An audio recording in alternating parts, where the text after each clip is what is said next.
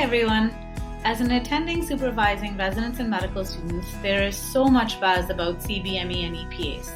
It sounds so overwhelming and taxing given our already busy schedules. So thank you for taking a few minutes to review this brief module that will hopefully clarify some of these concepts.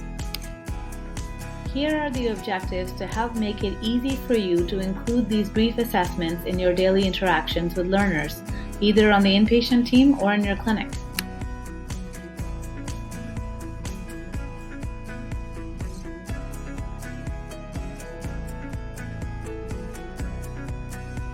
CBME, or Competency-Based Medical Education, focuses on actual learner outcomes incorporating CanMed roles that we are all familiar with.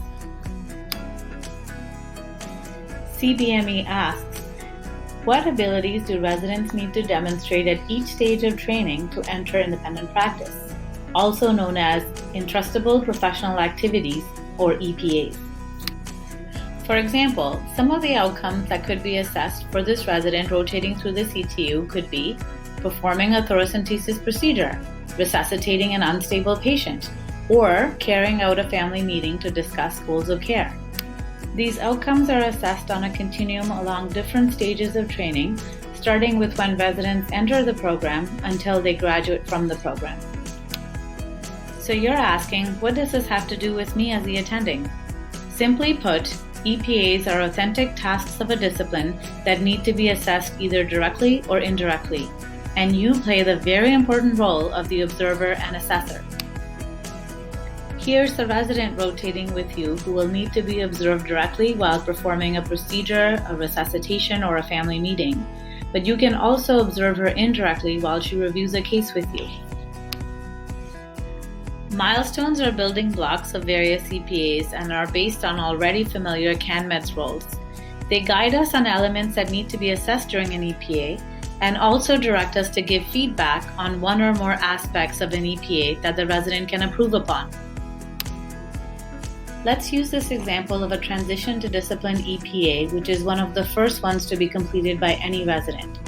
You can observe the resident on any of the milestones shown here and then select one to coach the resident in the moment. One of the issues that really stresses out attendings is whether they're going to pass or fail a resident based on their EPA assessment. Rest assured, EPAs have nothing to do with pass or fail. Just like this window gives you only a partial view of what's outside, the EPA only gives you a partial view of the resident's overall abilities. Several of these partial images will help build a complete picture of the resident over time.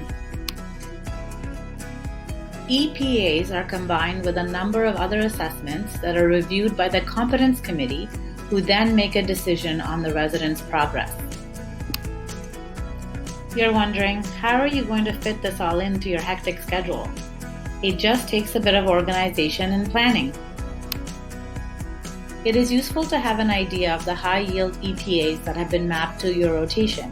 The best way to do this is to sit down with the resident on the first day and discuss with them the EPAs that they would like to complete during their time with you. This will also give you an idea of which ones need to be observed directly or indirectly. We are all familiar with MedSys, and this will also be the platform to record EPAs. Whether the resident is with you on an inpatient or outpatient rotation, it's a good idea to look ahead at your schedule for the day and find opportunities where you can observe the resident and complete an EPA. This will be good to do at least twice a week for the resident. Residents can be observed while directly interacting with the patient, but the observation does not have to be for the entire duration of the resident's time with the patient. It should be just enough to give you information that you need to complete their assessment. The observation can also be indirect, such as discharging a patient on the ward. Either you or the resident can trigger an EPA. This can be decided beforehand in the morning or when an opportunity presents itself during rounds. The resident can trigger the EPA on their mobile device, or you can log into your MedSys account and trigger it that way. You will then be prompted to enter information about the setting and complexity of the case, as well as the type of observation you are completing. You will then need to rate the resident on the entrustability scale. There are no rules for this, and it is based on your honest assessment of whether or not you can trust the resident to perform this task independently. We will discuss entrustability in further detail in our next module. We recommend that you use at least one milestone to provide feedback to the resident. You can enter comments on how the resident can improve. Finally, you will either submit the evaluation, or if completed on the resident's mobile device, it will be emailed to you for submission. A common mistake is that EPA completion is sometimes left to the end of the rotation. The experience can then be rushed, and coaching may not be that specific or useful if it is based on a distant memory. So please try to complete the EPA assessment as soon as possible after the encounter. An important aspect of providing coaching in the moment or giving feedback around an EPA is to avoid a fixed mindset. Remember that the goal is to provide an assessment for learning rather than labeling a learner as a poor or great performer, which can frustrate them or inhibit their growth. Instead, the learner should take your feedback as constructive, and your coaching should help them to set goals for themselves on how to improve their performance. This allows them to grow and take on challenges rather than feeling defeated. This is a good way to summarize the process of coaching around an EPA.